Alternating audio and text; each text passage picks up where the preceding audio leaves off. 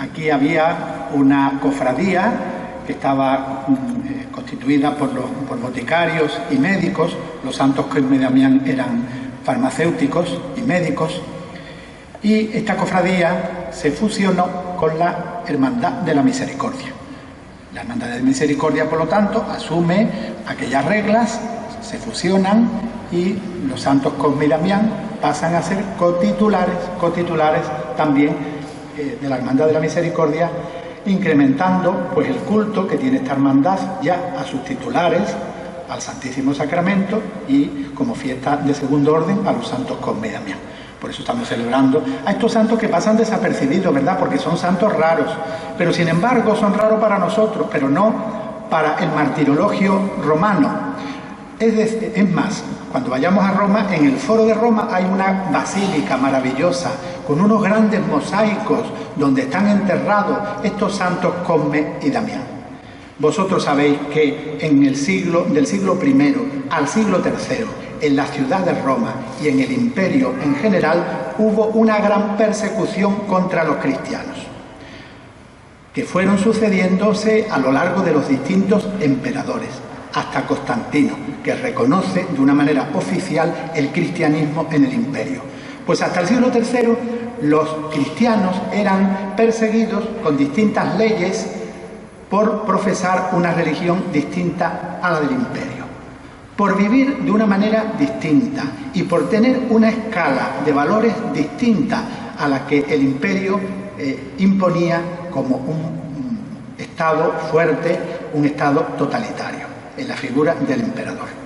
En este siglo III pues caen a espada los santos Cosme y Damián, que como digo eran farmacéuticos, médicos, que ejercían la medicina, que estaba más desarrollada de lo que nos creemos en aquellos siglos primeros al tercero, y ejercían la medicina y se hicieron cristianos y ejercían conjuntamente pues las obligaciones de los cristianos en aquella época, el ejercicio de la caridad sobre todo. Fueron perseguidos y fueron apresados y, como digo, pues pasados a cuchillo. Y la Iglesia los introdujo muy pronto en el canon romano, es decir, el canon romano se dice en algunos momentos solemnes de la Iglesia, y no es otra cosa que la memoria que hace la Iglesia sobre los santos que fueron de los primeros siglos más distinguidos o más conocidos por sus martirios. Porque santos hay millones a lo largo de los siglos. Nosotros tenemos santos en nuestra familia y amigos, etcétera, ¿verdad? Pero hay algunos que se han distinguido de una manera especial por lo escandaloso de su martirio. Fijaos, por ejemplo, en el canon romano está San Lorenzo, que el martirio de San Lorenzo fue tan escandaloso que enseguida lo metieron en el canon romano, para mencionarlo en la misa, porque lo quemaron en una parrilla. Esta gente, que eran conocidos en la ciudad de Roma, también lo introducen. Las santas Perpetua y Felicidad, que las llevaron a un anfiteatro y las mataron los toros a base de cornadas. Es decir, una serie de santos importantes para el pueblo cristiano de aquella época, que como vuelvo a decir, por el testimonio firme de su fe, pasan a engrosar la nómina de los que se mencionan en la misa. No podríamos mencionarlos a todos porque serían inmensos. Mencionamos los más significativos, Y en el canon romano pues aparecen estos santos Cosme y Damián, que impresionaron con su vida a la ciudad de Roma. El martirio como algo importante. Fijaos que a lo largo de los siglos, desde que Cristo muere en la cruz hasta el día de hoy, hay mártires. Hoy mismo están muriendo gente mártir por seguir a Cristo. ¿Por qué nos matan? ¿Por qué nos matan? ¿Por qué en tiempos de la prerrepública y la república hubo en España una cantidad de mártires tan cruentos que incluso superan a los que los historiadores contabilizan en el Imperio Romano? ¿Por qué? ¿Por qué? Pues porque cualquier Estado fundamentalista y totalitario no admite adoctrinamiento que no sea el suyo. No admite adoctrinamiento que no sea el suyo, del que se benefician, pues de muchas maneras. La Iglesia es libre, tiene libertad de cátedra y anuncia el Evangelio de Jesucristo. Incluso, fijaos, lo anuncia hasta desde el pecado, porque hemos leído en el Evangelio de San Marcos cómo el Señor condena hoy el escándalo por el cual muchas personas, incluso los más pequeños o menos formados, pueden dejar de creer. El escándalo que es, parece inherente, desgraciadamente, a todo colectivo, desde las más altas esferas de España hasta las más bajas.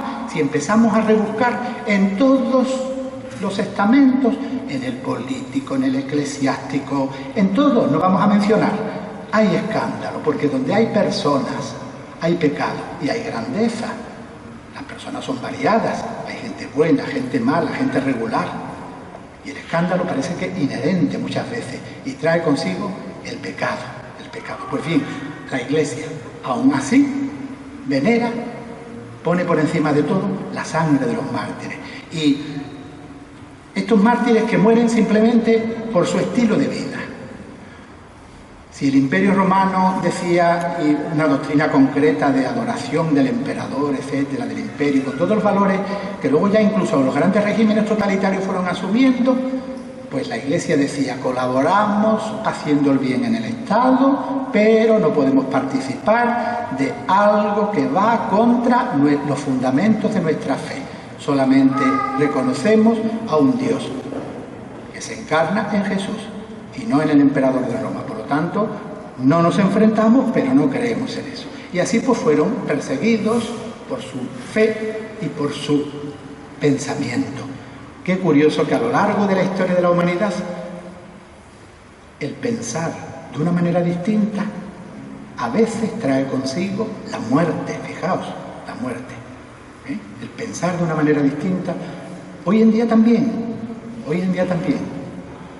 yo creo que hay colectivos que matarían hoy en día también por no pensar como ellos, por no defender los intereses, a veces oscuros o partidistas, de ciertos colectivos, ¿verdad? Es decir, el pensamiento es muy importante en la historia de la humanidad, porque el pensamiento es el que mueve a la actuación personal en la sociedad. Pues bien, estos santos fueron perseguidos, martirizados, y lo más grande de todo es que la Iglesia valora muchísimo la sangre y el sufrimiento. Es más, después de la Virgen María, lo más importante que hay en la historia de la Iglesia son los mártires. Y cuando los asesinos matan a personas en razón de su fe, no saben, desde su ignorancia, de que lo que están dándole más grandeza a la Iglesia, porque los siglos pasan y cualquier estado o partido pasa, pero la Iglesia subsiste porque no es cosa humana, sino ya no la hubiéramos cargado, y enaltecerá esa sangre que salpicará a los asesinos y los dejará en unas condiciones de inferioridad y en unas condiciones de pecado y de culpabilidad. Esto es lo que pasó con los santos Cosme y Damián, a los que hoy veneramos de una manera especial y encomendamos a ellos pues tantos colectivos, ¿verdad? Tantos colectivos. La sangre de los mártires es semilla de cristianos. Siempre que ha habido persecución en el cristianismo, luego, al poco tiempo, ha resurgido con más vitalidad, con más fuerza. Es el misterio de la Iglesia. Es el misterio de la Iglesia. Vamos a pedir, por lo tanto, hoy al Señor, por mediación de sus mártires, pues por tantas cosas como podemos pedirle, encomendarle, ¿verdad? Sobre todo el fortalecimiento de la fe en la coherencia de vida. Hemos leído también muy bonita en la carta del apóstol Santiago, qué bonito, que es fijaos, la denuncia social tan grande que hace el apóstol. Les dice a los ricos de su tiempo: estáis haciendo mal cuando acumuláis riqueza a base de la injusticia con el obrero, con el pobre. Os estáis cebando para el día de la matanza.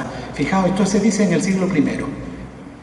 El apóstol Santiago denuncia la injusticia social de su tiempo, como hoy también podemos denunciar la injusticia social del nuestro, de esas pensiones que inducen a muchas personas a vivir una pobreza digna.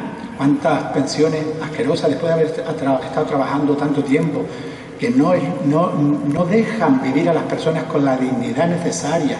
Pensiones de 400 euros, gente que ha estado trabajando. Un horror. Pues bien dice el apóstol hace esa denuncia social. No nos enriquezcamos a base de la debilidad del pobre, del necesitado. Habría que hablar, bueno, del repartimiento de los bienes de la tierra, eso sería ya para hablar largamente, pero los cristianos que no tenemos en nuestras manos esas decisiones, solamente podemos colaborar como ya lo hacemos, como ya lo hacemos, porque aquí, si aquí en San Fernando Cáritas no diera nada, no sé qué iba a pasar, o se cerrara el Pan Nuestro, no sé lo que iba a pasar, o cerráramos el hogar donde van a dormir los pobres, no sé lo que iba a pasar. Entonces eso lo mantenemos nosotros, nosotros lo mantenemos, son obras sociales. El cristianismo en España, y eso en San Fernando, ¿qué será en toda España? ¿Qué será en Madrid? ¿Qué será ahora en Canarias? Lo hacemos de una manera porque creemos en Jesús y esperamos esa recompensa. Tenemos una amplitud de miras. No nos quedamos en lo puramente de este mundo, sino que miramos lo que Dios nos espera y nos tiene reservado a los que queremos ser imitadores suyos, dentro de nuestra limitación, de nuestro pecado personal. La Iglesia está constituida por pecadores, solamente se libera la Virgen María, pero intentamos hacer lo que podamos. Pues vamos a pedir al Señor que sigamos dando este testimonio cristiano en la dificultad de la vida. En la dificultad de la vida trae muchas dificultades, a veces en la incomprensión de la vida o en la crítica de la vida. Pero nosotros, a lo nuestro, nosotros a seguir a Jesús, que camina delante de nosotros con su cruz, pero que tiene asegurado el reino eterno y que nos tiene asegurada, pues, lo mejor que puede dar Dios a sus hijos, que es el sentir padre, que nos sintamos como padres y el acogernos en su regazo. Y esa felicidad no es solamente del cielo. Cuando de verdad actuamos en coherencia con nuestra fe, ya la empezamos a gozar plenamente en nuestro corazón, en este mundo.